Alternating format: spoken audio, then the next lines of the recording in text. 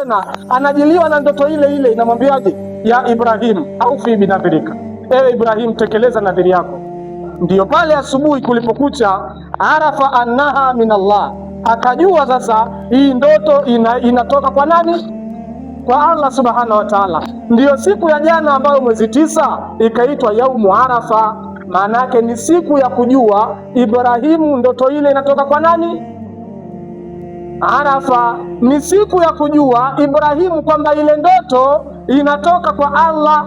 Wale ambao jana walishuhudia kwenye matelevisheni watu wamesimama ile sehemu inaitwa Arafati, ndipo Ibrahimu alipojua pale aliposimama akajua ndoto hii inatoka kwa nani? Kwa Allah subhanahu wa ta'ala. Kwa hiyo Arafa mwezi 9 ina mafuhumu nyingi. Ukirudi kwenye neno Arafa, ndiyo siku ambayo kiumbe mwanadamu roho yako wewe imemtambua Mungu ni Mungu, wewe ni mja wa Mungu, ikaitwa yaumu Arafa mwezi 9. Tunaeleka vizuri ninazozungumza hii lugha. Wewe mwanadamu silikuwa umjui kama kuna Mungu? Baada ya kuumbwa jamani, roho hizi zipo kwenye ulimwengu wa roho. Mwanadamu roho yako wewe iliambiwa na Mungu, mimi ni nani, wewe ni nani? Roho mara ya kwanza ikasema wewe ni wewe, mimi ni mimi, sawa. Mara ya pili ikaulizwa wewe nani, mimi nani? Akasema wewe ni wewe, mimi ni mimi. Mara ya tatu Mungu akaipa mtihani wa njaa, roho ndio ikajua yule ni Allah aliyemuumba yeye kiumbe mwanadamu. Hii siku ya mwezi 9 jana ikaitwa yaumu Arafa. Tuko pamoja?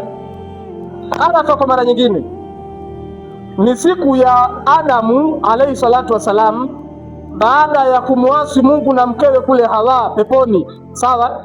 Adamu na Hawa walishushwa sehemu tofauti. Si unaeleka vizuri? Nilitumia lugha kule kwenye Corona TV kwamba mfano Adamu alishushwa Dar es Salaam, Hawa alishushwa Tanga. Maana yake ilikuwa hawajuani wameshuka wapi, ikawa wanatafutana. Kwa hiyo siku waliokutana Adamu na Hawa hapa duniani ilikuwa ni mwezi 9 siku ya jana, ikaitwa yaumu Arafa. Ibrahimu kujua huyu ni mke wangu ambaye nimetoka naye wapi? Janna. Sasa sio makusudio. Tulichokipata sote kwa pamoja ni namna gani tutawalea watoto wetu. Ndugu Waislamu, tuko pamoja? Namna gani tutawalea watoto wetu? Angalieni huyu baba namna alivyofuata maneno ya kiumbe ambacho bado hakija kuja kitatokana na kizazi chake, Bwana Mtume Muhammad. Bwana Mtume Muhammad atakayefuata malezi ninayozungumzia sasa hivi hapa amefanikiwa kwenye dunia na akhira. Mtume Muhammad sallallahu anasema alim saba wa adibehu saba wa sahibehu saba. Tumsalini Mtume Muhammad. Chukua maneno Muhammad itakusaidia.